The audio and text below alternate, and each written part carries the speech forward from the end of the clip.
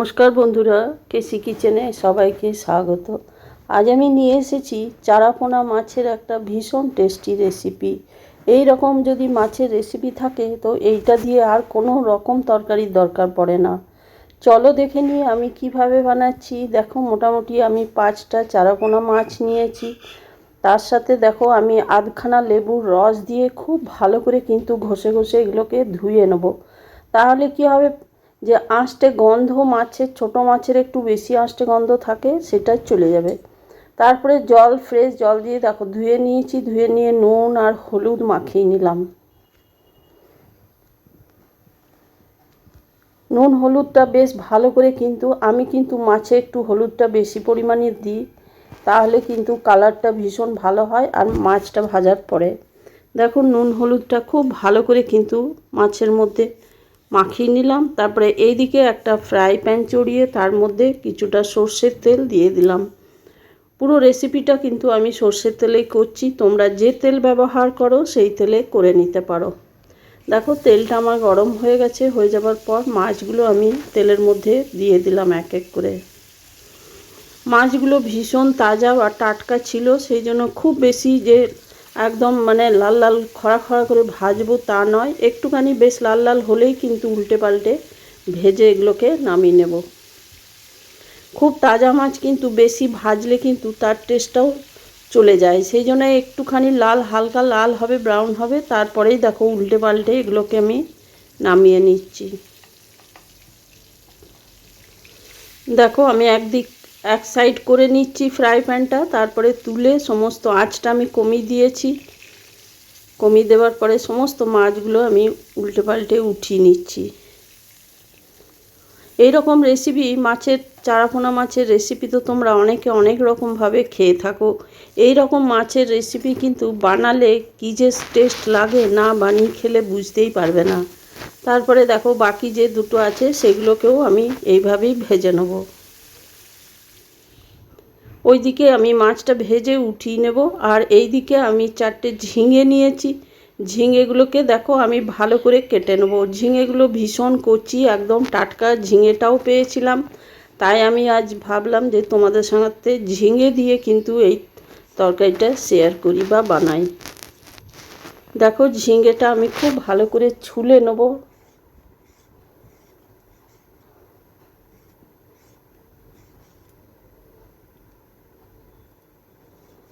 তোমরা তো চারাপোনার তরকারি নানাভাবে খেয়ে থাকো। এইভাবে একদিন আলু আর ঝিঙে দিয়ে খেয়ে দেখো, খুব ভালো লাগে খেতে। গরম ভাতে তো একদম খুবই টেস্ট লাগে। দেখো, আমি ঝিঙেগুলো কিন্তু ছুলে নিয়েছি।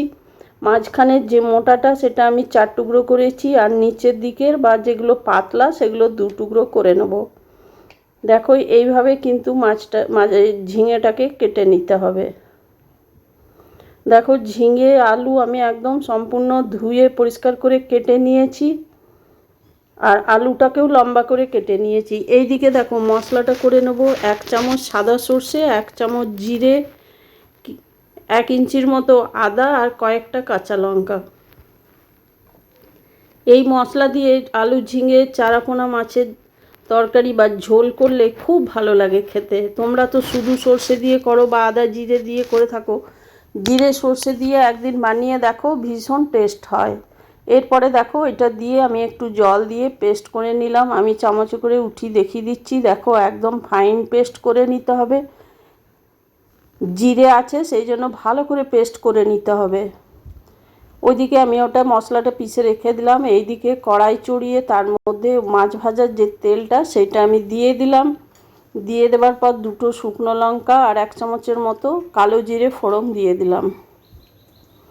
কালো জিরে আর শুকনো লঙ্কাটা বেশ ভালো করে খুন্তিতে করে নেড়ে চেড়ে নেব, তাহলে কালো জিরেটা তেলের মধ্যে একটুখানি বেশ ভাজা ভাজা হয়ে যাবে বা লঙ্কাটা ভাজা হয়ে যাবে, তাহলে কিন্তু তরকারিতে এইটার একটা বেশ মিষ্টি গন্ধ শুকনো লঙ্কার চলে আসবে। এরপরে ওইদিকে যে আলুগুলো আমি কেটে রেখেছি, একটাই আলু দিয়েছি বড় সাইজের, সেই জন্য পাতলা পাতলা করে আমি এটাকে কেটে দিয়েছি। আলুটা দিয়ে দিলাম। আলুটা দিয়ে দেওয়ার পর তেলের মধ্যে একটুখানি সময় নিয়ে আলুটাকে ভেজে নিতে হবে। আলুটা ভাজতে ভাজতে এর মধ্যে পরিমাণ মতো নুন দিয়ে দিলাম। তোমরা যে যেমন নুন খাও কম বেশি করে নিও। তারপরে এর মধ্যে হলুদ দিয়ে দিলাম। নুন হলুদ দিয়ে দেওয়ার পর আলুটাকে খুব ভালো করে কিন্তু ভেজে নেব প্রথমে।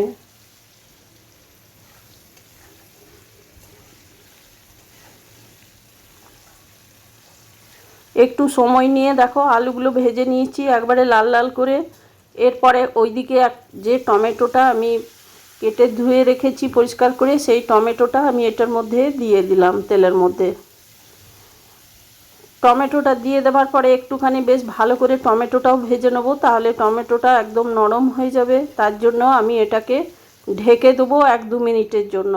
1-2 মিনিট ঢেকে দিলাম। তারপরে দেখো ঢাকা খুলে দেখাচ্ছি, আলুটা আরও ভালো করে হয়ে গেছে সেদ্ধ, এই ভাজা। আর কিছুটা তো সেদ্ধ হয়েই যায় ঢাকা দিয়ে করলে। আর টমেটোটাও দেখো ভীষণ নরম হয়ে গেছে।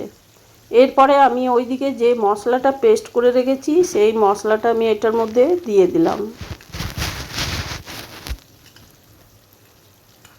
সমস্ত মশলাটা আমি দিয়ে দেবো। এটা আমি একটু ঝোল ঝোল রাখবো। মশলাটা দিয়ে দেওয়ার পরে বেশ কিছুক্ষণ 1 থেকে 2 মিনিটের মতো এটাকে কষিয়ে নেবো, কেন কি এর মধ্যে জিরে আছে। শুধু সর্ষে দিয়ে করলে কিন্তু বেশিক্ষণ কষানোর দরকার পড়ে না, কেন কি সর্ষে যত কষানো হয় তত একটু তেতো তেতো হয়ে যায়।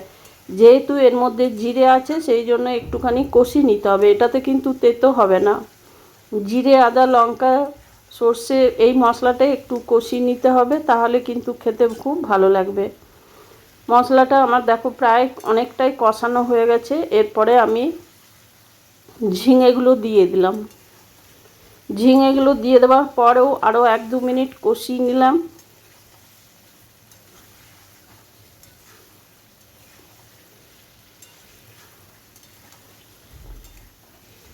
দেখো ঝিঙেটা দিয়ে একদম অনেকক্ষণ ধরে আমি ভেজে নিলাম।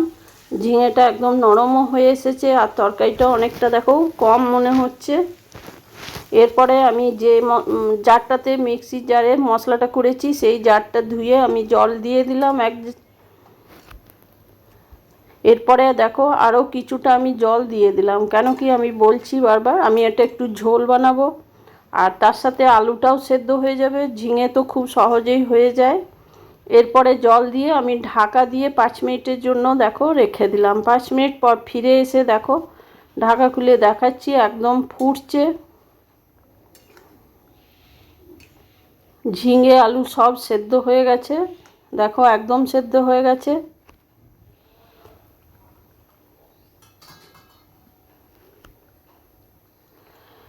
এরপরে আমি ওইদিকে যে মাছগুলো ভেজে রেখেছি সেই মাছগুলো আমি দিয়ে দেবো। আমি একটা মাছ ভাজা খাবে বলে রেখে দিয়েছিলাম, 4টে মাছ আমি এর ঝোলের মধ্যে দিয়ে দিলাম। দিয়ে দেওয়ার পরে আর ঢাকা দেব না, ঢাকা না দিয়েই কিন্তু এটাকে আরও 2 মিনিটের মতো ফুটিয়ে নেবো। ঢাকা দিলে কিন্তু মাছটা একদম গলে গলে যায়, আর ঢাকা না দিয়ে ফুটিয়ে নিলে মাছটার মধ্যে খুব সুন্দরভাবে রসটা বা ঝোলটা ঢুকে যায়। মাছটা দিয়ে দেওয়ার পরে দেখো আমি 2টো কাঁচা লঙ্কা চিড়ে দিয়েছি, সেটা আমার দেখানো হয়নি।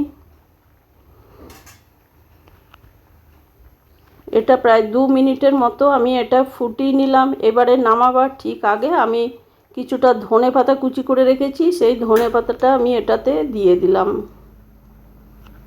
ধনেপাতাতে তরকারির টেস্ট ভীষণভাবে ভালো হয় বা বাড়িয়ে দেয়। এরপরে দেখো গ্যাসটা আমি বন্ধ করে দিলাম। গ্যাস বন্ধ করে দিয়ে ঢাকা দিয়ে বেশ কিছুক্ষণ স্ট্যান্ডিং টাইমে রেখে দেওয়ার পরে দেখো ঢাকা খুলে দেখাচ্ছি কত সুন্দর হয়েছে। এভাবে বানালে বা এই মশলায় বানালে যে কোনো মাছের রেসিপি কিন্তু খেতে ভীষণ ভালো হয়। এরপরে দেখো আমি কড়াই থেকে একটা থালার মধ্যে উঠিয়ে সার্ভ করে দেবো। আমার রেসিপি যদি তোমাদের ভালো লেগে থাকে তো লাইক শেয়ার ও কমেন্ট অতি অবশ্যই করে দিও। নতুন বন্ধুদের সাবস্ক্রাইব করার অনুরোধ রইল। তোমরা সকলে ভালো থেকো, সুস্থ থেকো। ফিরে আসছি পরের কোনো রেসিপি নিয়ে। ধন্যবাদ।